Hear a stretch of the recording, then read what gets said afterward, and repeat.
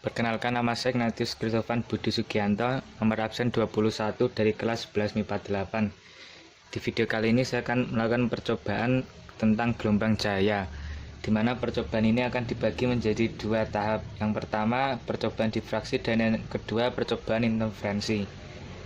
Yang pertama difraksi. Apa itu difraksi? Difraksi adalah fenomena penyebaran gelombang elektromagnetik yang muncul saat gelombang melewati suatu celah yang sempit. Peristiwa penyebaran ini dapat dijelaskan dengan prinsip Huygens yang mengatakan bahwa setiap bagian dari celah dapat dianggap sebagai sumber cahaya yang dapat berinterferensi dengan cahaya dari bagian celah lain. Kasus ini dapat kita temui dalam kehidupan sehari-hari, seperti masuknya cahaya matahari melalui celah atap rumah. Terlihat bahwa cahaya matahari melebar dan memiliki pola gelap terang. Untuk pembahasannya, difraksi memiliki dua rumus. Untuk interaksi minimum akan menghasilkan pola gelap dengan rumus D kali sin theta sama dengan N dikali lambda, dengan N yang dimaksud adalah urutan pita gelap. Jika sudut theta memiliki nilai yang kecil, maka rumus yang tadi akan menjadi D kali Y kali L pangkat min 1 sama dengan N dikali lambda, dengan Y merupakan jarak antara pita gelap terdekat dan L adalah jarak celah ke layar. Lalu kita masuk ke percobaannya.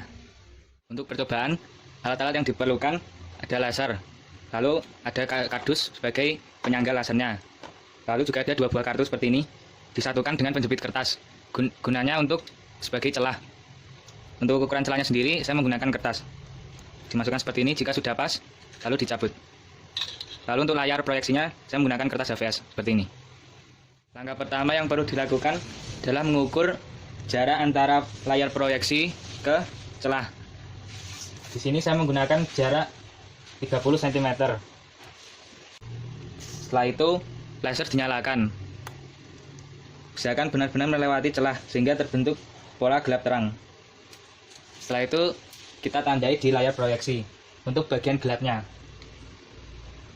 Sini gelap pertama, gelap kedua, gelap ketiga, gelap keempat, gelap kelima, dan jangan lupa untuk terang pertamanya sebagai patokannya juga kita tandai. Sudah. Setelah melakukan percobaan, selanjutnya kita mengumpulkan data-data yang diketahui. Yang pertama ada Y adalah jarak antara gelap kelima dengan terang 0. Di sini jaraknya 8 kali 10 pangkat min 3 meter. N di sini merupakan gelap kelima. Selanjutnya ada L adalah jarak antara layar proyeksi ke celah, yaitu 30 cm atau 3 kali 10 pangkat min 1 meter.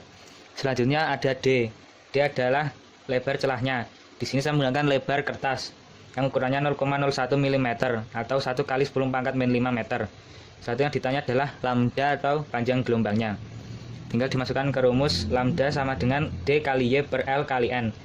1 kali 10 pangkat min 5 dikali 8 kali 10 pangkat min 3 dibagi 3 kali 10 pangkat min 1 kali 5. Dan ditemukan hasilnya 5,3 dikali 10 pangkat negatif 8 meter. Lalu kita masuk ke percobaan kedua, yaitu interferensi.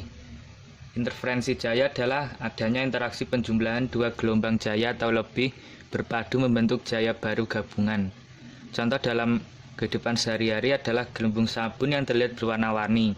Ada juga genangan minyak tanah di atas permukaan air akan terlihat berwarna-warni. Itu semua terjadi bukan karena adanya pembiasan cahaya, melainkan terjadinya interferensi konstruktif dan destruktif dari sinar yang dipantulkan oleh lapisan tipis. Akibatnya akan terjadi pola terang akibat superposisi konstruktif dan pola gelap akibat superposisi destruktif. Adanya gejala interferensi ini merupakan bukti paling kuat bahwa cahaya adalah gelombang. Untuk pembahasannya terdapat dua persamaan dalam interferensi celah ganda Young. Yang pertama interferensi maksimum di P, pola terang, yaitu D kali Y kali L pangkat min 1 sama dengan N dikali lambda. Yang kedua adalah interferensi minimum di P, pola gelap, yaitu D kali Y kali L pangkat min 1 sama dengan N plus setengah dikali lambda. Lalu kita masuk ke percobaannya. Lalu selanjutnya adalah percobaan kedua interferensi. Di sini ada sedikit perbedaan di mana celah yang saya gunakan ini saya menggunakan dua penggaris dan satu tusuk sate, di mana setiap lebar dari penggaris ke tusuk sate selebar kartu ini. Lalu kita nyalakan lasernya.